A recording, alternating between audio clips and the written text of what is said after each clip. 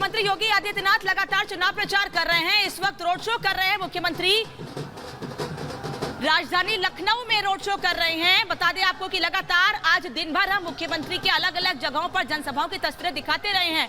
लखीमपुर में अलग अलग विधानसभा सीटों पर मुख्यमंत्री गए और अब लखनऊ में है, रोड शो कर रहे हैं। चौथे चरण में 23 तारीख को मतदान होना है लखनऊ में, लेकिन उसके पहले रोड शो, जनसभाओं के जरिए जनता तक संदेश देने की कोशिश कर रही है भारतीय जनता पार्टी। और प्रत्याशी भी इस वक्त भारतीय जनता पार्टी के राजेश्वर जी भी उनके साथ इस वक्त। तो ये तस्वीर आपको दिखा रहे हैं, मुख्यमंत्री योगी आदित्यनाथ चुनाव प्रचार कर रहे हैं, लेकिन रोड शो के जरिए। इसके पहले झांसी जब मुख्यमंत्री पहुंचे थे तो रोड शो की एक तस्वीर मुख्यमंत्री ने ट्वीट की थी और कहा था कि ये समर्थन है जनता का भारतीय जनता पार्टी को। और कुछ वही तस्वीर आज राजधानी लखनऊ में भी देखने को मिल रही है। भगवा रंग से रंग गई है राजधानी लखनऊ।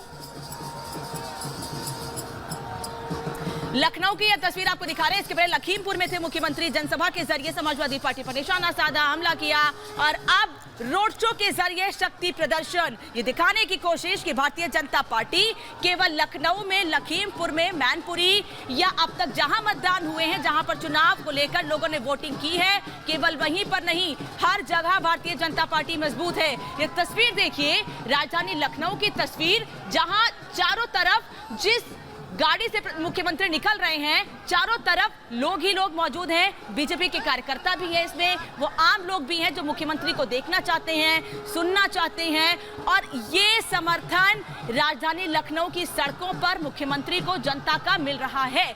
इस रोड शो के जरिए बीजेपी शक्ति प्रदर्शन भी कर रही है और ये बताने की कोशिश भी है, उन सवालों का जवाब भी है जो लगातार समाजवादी पार्टी, कांग्रेस या बीएसपी की ओर से मंचों से पूछे जाते रहे हैं कि ये समर्थन है जनता का। जो विकास का काम किया है हमने, जो सुरक्षा को लेकर काम किया है महिलाओं की, जो लॉ एंड ऑर्डर को लेकर काम किया है हमने, ये उसका समर्थन है जनता का हमको, जिसके जरिए हम दिखा रहे हैं कि जनता हमारे साथ है। लखनऊ की तस्वीर, और इसके पहले प्रधानमंत्री उन्नाव भी गए, हरदोई गए, मुख्यमंत्री लखीमपुर में रहे, मुख्यमंत्री ने उन्नाव में भी रैलियां की, मुख्यमंत्री आगे भी आने वाले समय में जगहों पर जाएंगे। ये अपार जन समर्थन क्या दिखाता है? जो दावे बीजेपी की ओर से किए जा रहे हैं, क्या वो दावे सही हैं? ये जो समर्थन है जो सड़कों पर दिख रहा है, क्या ये ईवीएम में कैद हो पाएगा? ये वोटिंग परसेंटेज में बदलेगा क्या? लेकिन ये जरूर बता रहे हैं बीजेपी के नेता तमाम मंचों से, इन रोड शो के जरिए, कि जनता का समर्थन हमारे साथ था, है और आगे भी रहेगा। ये पहली बार नहीं है जब इस तरह से रोड शो करके बीजेपी के नेता खुद मुख्यमंत्री योगी आदित्यनाथ ये दिखा रहे हो। इसके पहले बरेली, झांसी और दूसरी जगहों पर जहां मतदान हो चुके हैं, खुद मुख्यमंत्री ऐसे ही रोड शो के जरिए ये बताते रहे हैं कि भाई हमारे साथ जनता का समर्थन है। और मुख्यमंत्री मंचों से समाजवादी पार्टी से सवाल भी करते रहे हैं, फिर चाहे वो आतंकवाद को लेकर हो, फिर चाहे वो बिजली को लेकर हो। समाजवादी पार्टी की ओर से कहा जा रहा है कि बीजेपी के पास मुद्दा नहीं है, इसलिए अब ऐसे मुद्दे लेकर आ रहे हैं जिनका इन चुनाव से कोई मतलब नहीं है। लेकिन बीजेपी लगातार सुरक्षा को लेकर सवाल करती रही है, लगातार आजमगढ़ को लेकर सवाल करती रही है। समाजवादी पार्टी के मुखिया अखिलेश यादव ये जरूर कह रहे हैं चुनावी आरोप है, लेकिन बहुत ज्यादा इन आरोपों पर समाजवादी पार्टी की ओर से बोलते नहीं बन रहा है। फिलहाल ये तस्वीर आपको दिखा रहे हैं राजधानी लखनऊ की, जहां हाथों में भारतीय जनता पार्टी के झंडे लेकर कार्यकर्ता सड़कों पर हैं, अपने नेता का स्वागत कर रहे हैं, मुख्यमंत्री को देख रहे हैं। और देखिए, मुख्यमंत्री भी जैसे जैसे उनकी ये सवारी आगे बढ़ रही है, उनका काफिला ये आगे बढ़ रहा है, जहां जहां से गुजर रहे हैं, छतों पर, दुकानों पर, मोहल्ले में, जैसे जैसे लोग उनको ग्रीट कर रहे हैं, उनका वेलकम कर रहे हैं, वैसे मुख्यमंत्री भी हाथ हिलाकर उनका अभिवादन स्वीकार कर रहे हैं। आज तीसरे चरण के लिए वोटिंग हुई है। शाम 5 बजे तक करीब 58% मतदान हुआ है तीसरे चरण में। तो मुख्यमंत्री लखनऊ में इस वक्त रोड शो कर रहे हैं। हम बात कर रहे हैं तीसरे चरण के मतदान को लेकर। आज करीब 58% वोटिंग हुई है। शाम 5 बजे तक के आंकड़े हैं। मेहमान लगातार हमारे साथ जुड़े हैं। अनला सिंह कुछ कह रही थी। जी देखिए, ऐसा है कि समाजवादी पार्टी को उत्तर प्रदेश की जनता वोट क्यों करे। ऐसा राजनीतिक दल जिसके तार जो हैं आतंकवादियों से जुड़े हुए हो, अब तो स्पष्ट हो गया है। कोर्ट ने फैसला दिया है, उसमें जो आरोपित है उसके पिता जो है वो समाजवादी पार्टी के सक्रिय सदस्य हैं। अखिलेश यादव जी के साथ उनकी फोटो आती है। आजमगढ़ आतंकवाद कहलाता था, इस चीज से नकार जाएंगे।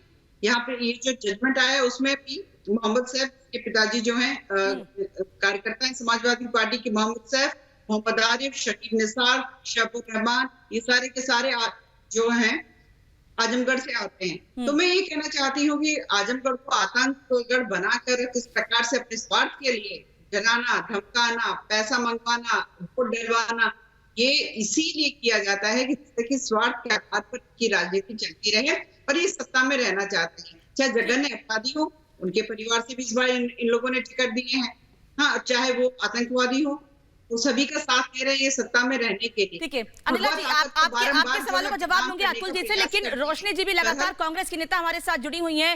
रोशनी जी, 172 सीटों पर हाथ का पंजा मजबूत हुआ है क्या, जिन 3 चरणों में वोटिंग हुई है? मजबूत हुआ है और हमारी नेता आदरणीय प्रियंका गांधी जी ने इस बार जो महिलाओं के लिए सौगात लेके आई हैं, उससे महिलाओं में एक अलग ही उत्साह जागा है, महिलाओं में एक अलग ही खुशी जागी है। और महिलाएं हैं जो इस बार सबसे ज्यादा दंड झेल रही है गरीबी का, महिलाएं हैं जो सबसे ज्यादा दंड झेल रही है बेरोजगारी का, महिलाएं हैं जो सबसे ज्यादा दंड झेल रही है महिलाओं के खिलाफ हो रहे अत्याचार का। और इस बार महिलाएं तय करेंगी कि किसकी सरकार बनेगी।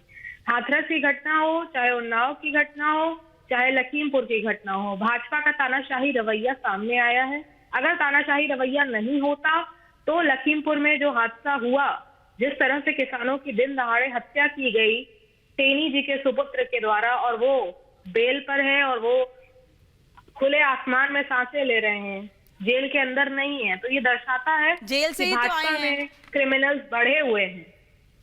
रोशनी जी, अभी तो जेल से बाहर आए हैं, जानकारी मिली होगी। अभी जेल से बाहर आने का उनको कोई तुक बन रहा था, जिसने 10 किसानों की हत्या की हो, न जाने कितने घायल किए। मैम, ये तो कानून व्यवस्था का हिस्सा है ना। वीडियो हम कोर्ट पे सवाल नहीं कर सकते ना, ये तो कानून व्यवस्था का हिस्सा है, हम आप सवाल नहीं कर सकते इस पर। सवाल कर रही हूँ मैं। और भाजपा बात कर रही है आतंकियों की। भोपाल की सांसद कौन है आपको मालूम है? साध्वी प्रज्ञा जी के ऊपर आतंकी मतलब होने का पूरा प्रूफ है। और साध्वी प्रज्ञा का नाम जब आप गूगल करते हैं तो मालेगांव ब्लास्ट जो कि 2008 में हुआ था, उसकी मुख्य आरोपी के रूप में प्रूफ हो चुका है। लेकिन संगीत रागी साहब, आज मुख्यमंत्री लखीमपुर में थे, अलग अलग जनसभाएं की, उन्होंने मंच से कई संदेश दिए हैं। नाराजगी है क्या लोगों में लखीमपुर को लेकर? देखिए, इसका तो हमारे पास कोई पैमाना नहीं है कि क्या उन्होंने किया है, लेकिन 2-3 टिप्पणियां मैं करना चाहूंगा। पहली बात तो कि जो उत्तर प्रदेश का इलेक्शन में अभी तक जो वोटों का परसेंटेज है, उसके आधार पर ये कहना कि समाजवादी पार्टी जो है वो भारतीय जनता पार्टी को पछाड़ रही है, संकेत ऐसे नहीं दिखते हैं। क्योंकि जब भी ऐसा होता है कि जहां पर वोटिंग परसेंटेज ज्यादा होता है तो लगता है जैसे एंटी इनकम्बेंसी काम कर रही है। जो वोटिंग परसेंटेज हमको दिख रहा है उसमें कहीं भी एंटी इनकम्बेंसी का हमको संकेत कहीं नहीं मिल रहा है। दूसरी बात जो है वो प्रधानमंत्री जी ने जो आज इलेक्शन रैली में जो उठा है वो बड़ा इंपॉर्टेंट है। उन्होंने एक प्रकार से समाजवादी पार्टी को इसलिए कटघरे में खड़ा किया है कि 2006 से लेकर के अभी तक हम देखें, इंडियन मुजाहिदीन को लेकर के देखें तो समाजवादी पार्टी का रवैया था कि ये टेररिस्ट ऑर्गेनाइजेशन नहीं है, जबकि बाद में उसको बैन सर माफी के साथ रोक रही हूँ। उमेश खान साहब, 10 सेकंड में जवाब दीजिएगा। 172 सीटों पर बसपा कहाँ है और आतंकवाद को लेकर सवाल किए जा रहे हैं, बसपा क्या सवाल कर रही है सपा से इसको लेकर? नहीं, देखिए, संगीत रागी साहब को मैं बता दूं, हमारे मित्र भी हैं, कि हम समाजवादी पार्टी को ही नहीं हरा रहे हैं, हम समाजवादी पार्टी को भी हरा रहे हैं और भारतीय जनता पार्टी को भी हरा रहे हैं। और देखिएगा 2022 में बहुजन समाज पार्टी की सरकार बनेगी और ये समाजवादी पार्टी गुंडों की सरकार है, गुंडों की जमात है और भारतीय जनता पार्टी उन्हीं के साथ मिलकर चुनाव लड़ लिया था आपने, अब आप कह रहे हैं गुंडों की सरकार है, गुंडों की जमात है। उन्हीं के साथ जब चुनाव लड़ रहे थे तब ये चीजें नहीं थी। मेहमान हमारे साथ जुड़े हुए, लेकिन ये तस्वीरें आपको दिखा रहे हैं, 2 तस्वीरें इस वक्त टीवी स्क्रीन पर देख रहे हैं। मुख्यमंत्री योगी आदित्यनाथ लखनऊ में इस वक्त रोड शो कर रहे हैं। वहीं दूसरी ओर अखिलेश यादव भी जनता के बीच है। अखिलेश यादव भी लगातार चुनाव प्रचार जोर शोर से कर रहे हैं। अखिलेश यादव भी रोड शो कर रहे हैं।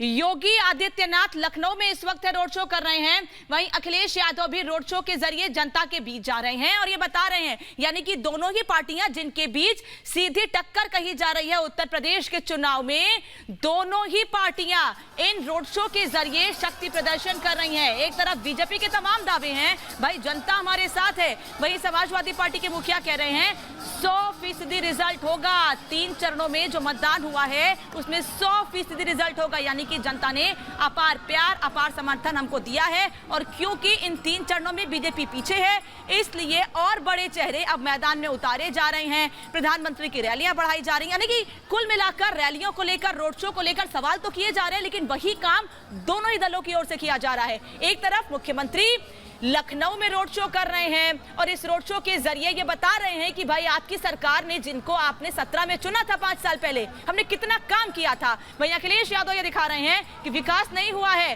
केवल बुलडोजर के जरिए लोगों को डराने की कोशिश की गई है, अखिलेश यादव के आरोप है। तो ये तस्वीरें लगातार सामने आ रही हैं उत्तर प्रदेश में, क्योंकि अभी चौथे, 5वें, 6ठे, 7वें चरण के लिए वोटिंग होनी है और ऐसी तस्वीरें लगातार आपको हम दिखाते रहेंगे। मेहमान हमारे साथ थे, धन्यवाद आप सभी का, सहयोगियों का धन्यवाद। जल्द लौट रहे हैं ब्रेक के बाद।